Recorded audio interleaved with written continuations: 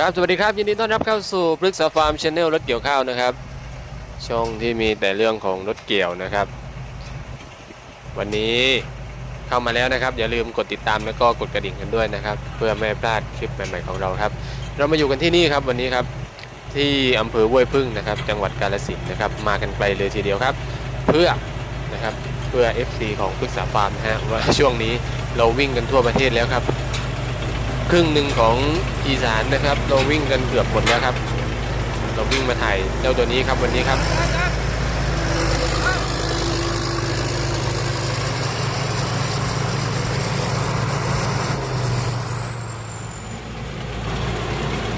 นี่ครับเรามาถ่ายเจ้าตัวนี้ครับไดเสงยนต์การเกษตรนะครับตัวเจ้าพายุนะครับ 4.0 นะครับตัวนี้ก็จะเป็นตัวนี้จะเป็นตัวด้านข้างนะฮะตะแกรงหัวน้ำอะไรต่างๆก็จะเป็นสแตนเลสแล้วนะครับตัวนี้นี่ฮะเกี่ยวข้าวล้มกันให้ดูนะครับเดี๋ยวเราค่อยมาดูสเปคกันนะครับนี่ฮะให้ดูการเกี่ยวข้าวล้มกันก่อนนะครับนี่ฮะคนขับก็ใหม่นะครับอย่าว่าพี่เขานะครับว่าพี่เขาขับช้า นะครับนี่ฮะมือใหม่ฮะเพิ่งจับได้2 วัน3 วันเองครับเกี่ยวได้ยังไม่กี่ไร่เลยครับก็มาเจอข้าวล้มซะแล้วนะครับก็ข้าวล้มขับได้แค่นี้กับมือใหม่ผมก็ยอมรับนะครับว่าครับดูครับตัวนี้นะฮะจะเป็นตัวเครื่อง J4 นะครับ J4 270แรงนะครับแล้วก็ตัวเดินก้อน12ปั๊ม23นะครับปาก3 เมตรยี่แล้วก็ตู้6.4นะครับอุ้มได้ 2.5 ตันนะครับนี่จะเป็นตัวจาพายุ40 ลิมิเต็ดนะครับตัวนี้ด้านข้างโครงข้างนะครับจะเปลี่ยนใหม่หมดแล้วครับตัวนี้ก็จะเป็นสแตนเลสนะครับแล้วก็ราคาก็เพิ่มขึ้นมานิดนึงนะครับก็จะอยู่ที่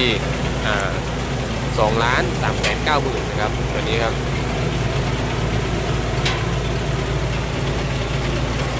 แล้วก็ดาวได้ช่วงนี้ก็จะเป็นโปรโมชั่นนะครับดาว 30% นะครับสนใจก็ติดต่อพฤกษาฟาร์มเข้ามาได้นะครับที่ ID ไลน์ข้างล่างนะฮะหรือว่าจะโทรมาที่ 0869493591 นะครับก็ยินดีที่จะรับใช้นะครับสำหรับพี่น้องชาวเกษตรกรนะครับที่ต้องการรถเกี่ยวนะครับก็ติดต่อสอบถามเข้ามาได้นะครับนี่ฮะเรามารีวิวให้ดูกันนะครับการเกี่ยวข้าวล้มนะครับก็ถ้ามือใหม่นะครับก็เกี่ยวประมาณนี้ก็จะได้อยู่นะครับเนื้อข้าวก็จะติดพื้นเลยนะครับช่วงนี้ดูช่องของเราก็ท่านจะไม่พลาดนะครับเรื่องของความคมชัดนะครับเราให้ท่านได้สัมผัสเหมือนนั่งดูอยู่ริมคันนาเลยนะครับชัดแบบเห็นทุกเม็ดนะครับเหมือนนั่งดูอยู่คันนาจริงๆนะครับนี่ฮะใสกิ๊กเลยนะครับสำหรับภาพนะครับ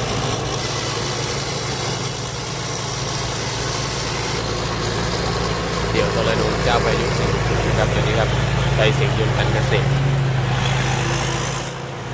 โซ่48ข้อนะครับตัวนี้ฮะ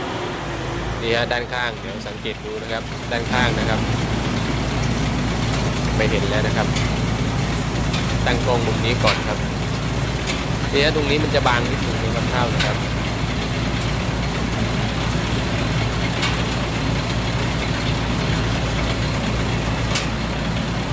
ตอนที่เขาหวานน่าจะเป็นลูกน้ำหนุนตรงไหนเมื่อกี้นะครับนี่ฮะดูการล้มของข้าวนะครับติดพื้นเลยครับ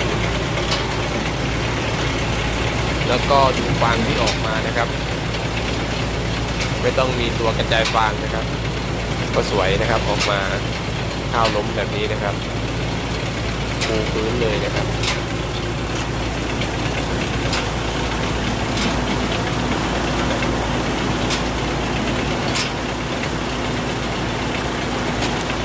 ก็อย่าลืมนะครับ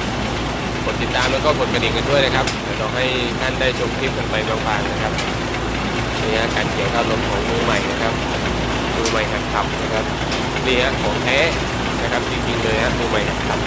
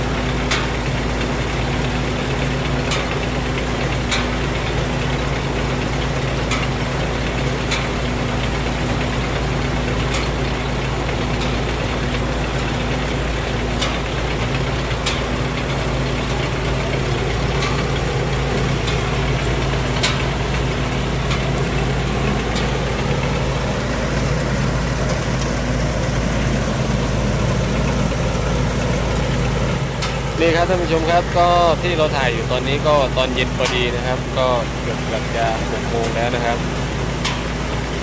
ก็เรามาเข้าจังหวะพอดีฮะเป็นมาเจอข้าวล้มนะครับเป็นจุดที่ลูกค้าหลายๆคนต้องการดูนะครับว่าต้องการดูตัวเจ้าพายุตัวเนี้ยนะครับเกี่ยวข้าวล้มหน่อยนะว่าเกี่ยวแล้วจะได้ประสิทธิภาพยังไงนะครับก็เราเอามาให้ดูกันนะฮะแต่เสียดายนะข้าวที่ล้มเนี่ยด้วยความเป็นจริงแล้วยังบางนะครับยังไม่หนาเท่าไหร่นะครับแล้วก็ให้ดูการปัดนะครับปัดเข้าไปนะครับตรงนี้เก็บรายละเอียดได้หมด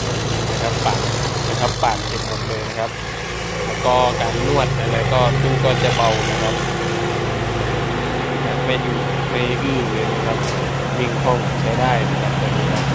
การเดินก็นิ่มนะครับนี่ขนาดมือใหม่ครับนะครับเพราะฉะนั้นถ้ายังเป็นมือใหม่อยู่นะมีเงินอยู่ก้อนนึงอยากไปซื้อรถเกี่ยวนะครับก็แนะนำนะครับในสิ่งที่เราจะเป็นนะครับตอนนี้นะครับติดต่อเรามาได้เข้ามาได้นะครับที่0694945991นะครับในสิ่งหนึ่งเป็นนะครับตอนนี้มาอยู่อีสาน10 กว่าวันนะฮะเริ่มที่จะพูดสำเนียงภาษาอีสานแล้วนะครับไปอยู่สุพรรณช่วงนั้นก็พูดสุพรรณได้แล้วนะครับ แต่ไม่เอานะครับไม่พูดออกทางคลิปนะครับอาย นะครับตอนนี้ฮะ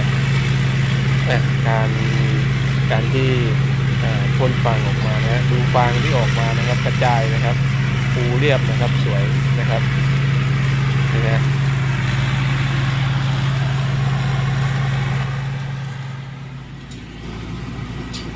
ก็อย่าลืมกดติดตามแล้วก็กดกระดิ่งนะครับเพื่อไม่ให้พลาดคลิปใหม่ๆของเรานะครับพุทธศาสนาฟาร์ม Channel นะครับเดี๋ยวเรา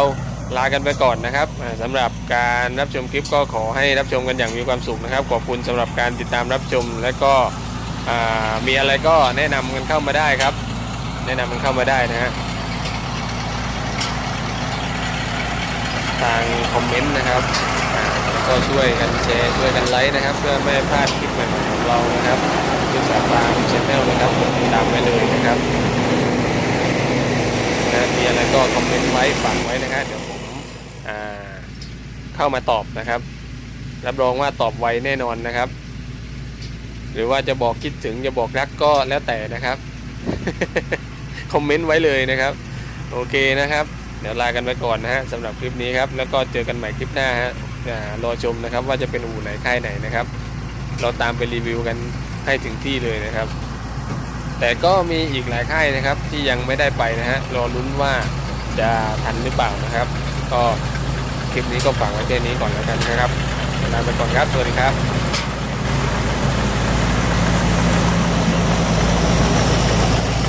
รับชมกันไปยาวๆเลยนะครับจนจบนะครับ